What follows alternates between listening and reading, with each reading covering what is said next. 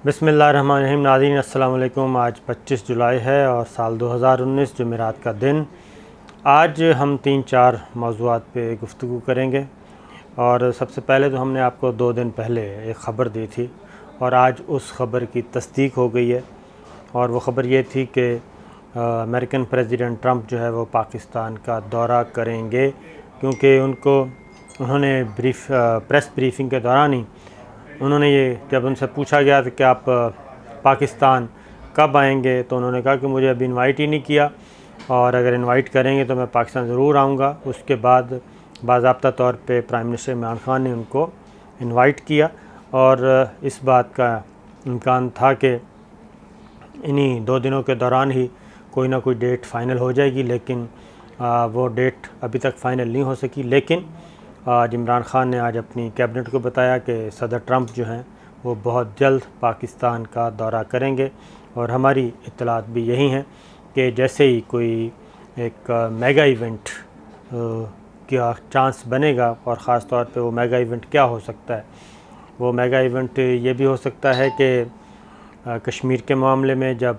बातचीत आगे बढ़ेगी, और क्योंकि जो सदर ट्रंप ने कहा था कि नरेंद्र मोदी ने उनसे ये कहा था, दरख्वास्त की थी कि कश्मीर के मामले में सालसी की जाए, तो अगर पाकिस्तान भी इस बात का ख्वाहिशमंद है तो वो इस मसले में सालसी का किरदार अदा करके खुशी महसूस करेंगे। पाकिस्तान ने भी बाज़ाब्ता तौर पे हामी भर ली थी सदर ट्रंप से, और अब तक ये बात तस्लीम शुदा है कि सदर ट्रंप ने जो बात की थी वो बिल्कुल दुरुस्त थी। और नरेंद्र मोदी, भारत के वज़ीर आज़म, जब G20 कॉन्फ्रेंस थी, उस मौके पे नरेंद्र मोदी ने बाकायदा तौर पे सदर ट्रंप से मसला कश्मीर के हल के लिए पाकिस्तान और इंडिया के दरमियान सालसी का कहा था। तो एक तो वो हो सकता है कि उसमें अगर कोई डेवलपमेंट होती है, बड़ी डेवलपमेंट उस सिलसिले में, और दूसरा जो अफ़गान तालिबान के साथ बातचीत चल रही है और मुज़ाकरात चल रहे हैं अमेरिकन के साथ भी और अब अफ़गान हुकूमत के साथ भी।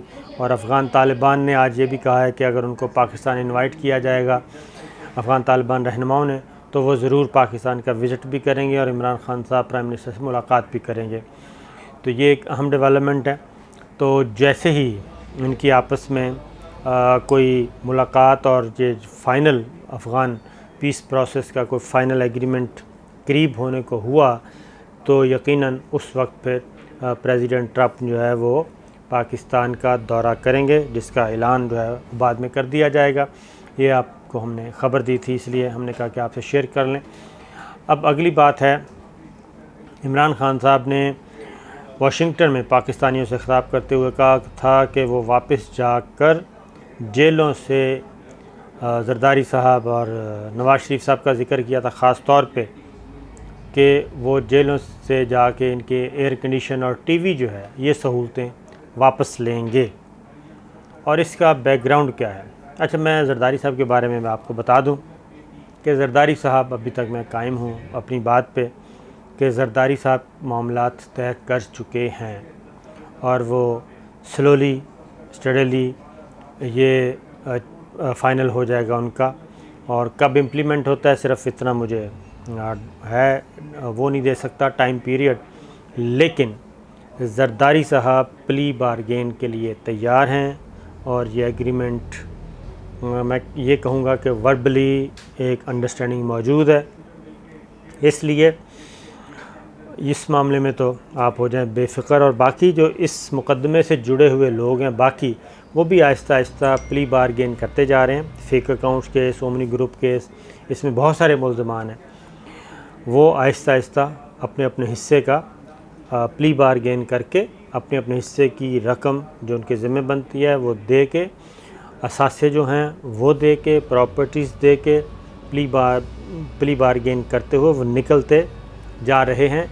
वो एक प्रोसेस होता है, कोर्ट में वो चीज़ फाइनलाइज हो रही है। एक बात तो ये बता दूं कि ये जो बार बार कहा जाता है ना कि जी पैसा वापस नहीं आ रहा, तो पैसा वापस आना शुरू हो गया है।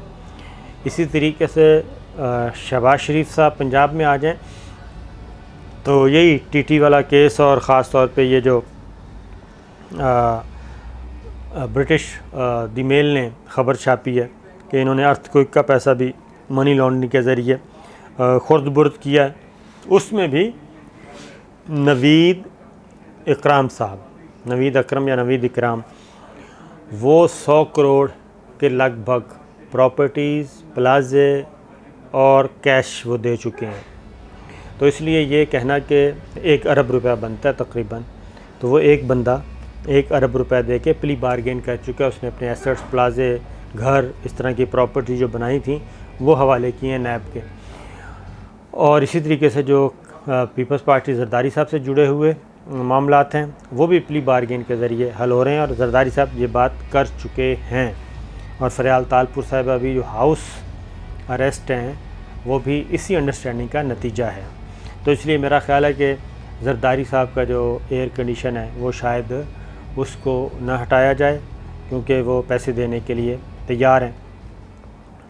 अलबत्ता नवाज़ शरीफ साहब का जो एसी है उसको हटाया जाएगा और उनसे टीवी की सहूलत भी वापस ली जाएगी।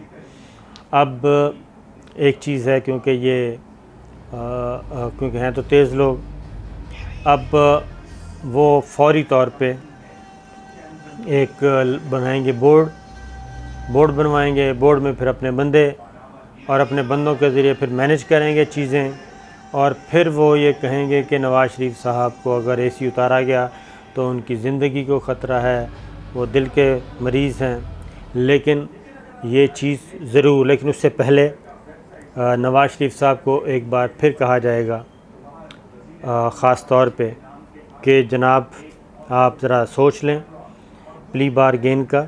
उनको मैसेज कन्वे किया जाएगा कि प्ली बारगेन के लिए अगर आप राज़ी हैं तो वेल एंड गुड, और अगर वो प्ली बारगेन के लिए राज़ी ना हुए तो फिर अगला स्टेप जो है उनका एसी और टीवी वो उतारा जाएगा।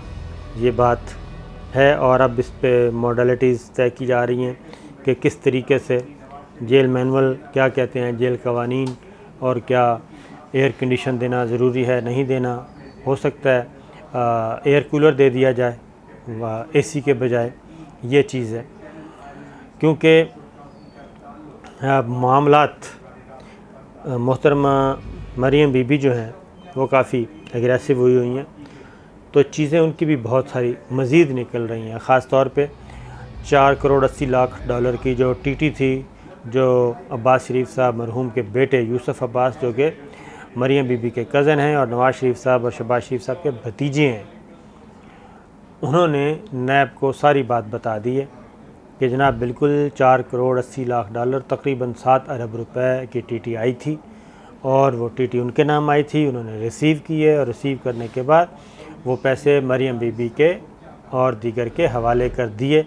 इसीलिए अब मरियम नवाज़, हुसैन नवाज़, हसन नवाज़ को दोबारा नैब ने उस मुकदमे में भी बुला लिया है 30-31 जुलाई को, और नवाज़ शरीफ साहब से भी इन्वेस्टिगेशन करने जा रही है टीम 31 जुलाई को कोट लखपत में। जो पाकपतन दरबार राजी केस है वो सुप्रीम कोर्ट में आया था, जहां से एक रिपोर्ट बनी थी। एंटी करप्शन पंजाब ने रिपोर्ट तैयार की जिसमें नवाज़ शरीफ साहब पे इल्ज़ाम है कि उन्होंने बतौर वज़ीर आला ये ज़मीन जो है वो मिसयूज़ की और गलत अलाटमेंट की हाई कोर्ट के अहकामात के बावजूद। तो ये चीज़ आ रही है। तो मामला आइंदा कुछ दिनों में मेरा अपना ख़्याल है कि आप सुनेंगे कि दोबारा जो प्ली बारगेन और पैसे की वापसी का बातचीत दोबारा बढ़ेगी, क्योंकि शहबाज शरीफ साहब भी उसी तरफ उनको भी जाना होगा, उनके मामलात भी उतने ही ख़राब हैं। अब अगली बात है, जेल हो गई सेनेट का चेयरमैन सादिक संजरानी साहब। 1 अगस्त को इजलास है जी, और सादिक संजरानी साहब वर्सेस अपोजिशन पार्टीज़, क्योंकि ये तो आपको पता ही है सादिक संजरानी साहब पीपल्स पार्टी और पीटीआई दोनों के मुश्तरका वोटों से चेयरमैन सेनेट बने थे, और सलीम मांडवी वाला डिप्टी चेयरमैन बने थे दोनों के वोटों से। लेकिन अब सिचुएशन मुख्तलिफ हो गई है, और सादिक संजरानी को मुस्लिम लीग नवाज़, मौलाना फजलुर रहमान साहब, BNP, ये सब कह रहे हैं इनको हटाया जाए, क्योंकि अब अपोजिशन खालिस्तान अपना चेयरमैन सेनेट लेके आए। हासिल बजंजो साहब उनके उम्मीदवार हैं। कल मौलाना फजलुर रहमान साहब के घर भी गए थे। शिबली फराज जो कि लीडर ऑफ द हाउस हैं गवर्नमेंट की तरफ से, और जनाब वज़ीर आला बलूचिस्तान जाम कमाल और दीगर रहनुमा मौलाना फजलुर रहमान साहब के घर गए थे। तो मौलाना फजलुर रहमान साहब से उन्होंने ये कहा था कि इस मामले को आप आगे ना बढ़ाएं और सादिक सिंजरानी साहब को चेयरमैन सेनेट रहने दें, इसके लिए आप हमारी साइड पे आएँ। मौलाना फजलुर रहमान साहब ने कोई पॉजिटिव जवाब नहीं दिया, लेकिन एक बात जो वज़ीर आला बलूचिस्तान ने ख़ास तौर पे कही वो ये है कि अगर सेनेट में कोई छेड़खानी की जाती है, सेनेट को डिस्टेबल किया जाता है और सादिक सिंजरानी जो कि बलूचिस्तान से हैं उनको हिलाया जाता है, तो फिर ये जो अदम इस्तेहकाम है, ये जोड़ तोड़ की जो पॉलिटिक्स है, ये फिर सिर्फ सेनेट तक महदूद नहीं रहेगी। इसके बाद इसका रिएक्शन कहीं और आएगा। उनका इशारा था सिंध में सूबाई असम्बली पाकिस्तान पीपल्स पार्टी की तरफ के वहाँ पे भी फिर गड़बड़ हो सकती है। और उसकी रीज़न मैं आपको बता दूं कि उसकी रीज़न है वज़ीर आला सिंध जो हैं वो ख़ास तौर पे फंसे हुए हैं और उनके ख़िलाफ़ ओमनी मुकदमात, ओमनी केस जो है, जाली अकाउंट्स केस, और जो सिंध बैंक और समिट बैंक, इन बैंकों से मुताल्लिक किस तरीके से मनी लॉन्ड्रिंग की गई, अरबों रुपए जाली अकाउंट्स में गए, वो चीज़ जो है अंडर इन्वेस्टिगेशन है।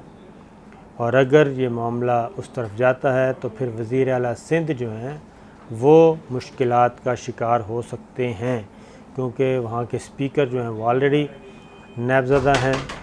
और अगर ये चीज़ आगे बढ़ती है तो उसके नतीजे में फिर क्योंकि वो भी इस वक्त प्रोडक्शन ऑर्डर पे हैं, और अगर चेयरमैन सेनेट में हिलजुल की जाती है, जोड़ तोड़ किया जाता है, सादिक सिंजरानी साहब को हटाया जाता है, तो फिर ऐसी सूरत में सिंध में भी उसका रद्द अमल देखने को मिल सकता है। इसलिए 1 अगस्त तक ये टॉम एंड जेरी का खेल चलेगा। देखना ये है कि अपोजिशन जो है वो क्या करती है, आया वो सादिक सिंजरानी को टारगेट किए रखती है या नहीं। तो जैसे ही इंतज़ार करना चाहिए हमें, और इस दौरान कोई अपडेट होगी तो हम ज़रूर आपको बताएंगे। जाते जाते ये बता दें कि इस वक्त अपोजिशन ख़ास तौर पे मौलाना फजलुर रहमान साहब एक रैली निकाल रहे हैं नामूस रिसालत सल्लल्लाहु अलैहि वसल्लम के नाम से बज़ाहिर, और इनफैक्ट वो है गवर्नमेंट के ख़िलाफ़ पेशावर में, और सबसे बड़ी जो इज्तिमा है अगर कंपेयर करें अपोजिशन जमातों में से तो वो उन्हीं का ही है। बाकी कोयटा में, कराची में अभी तक और लाहौर में अभी तक की इत्तलात के मुताबिक ऐसी कोई बड़ा इज्तिमा नहीं है।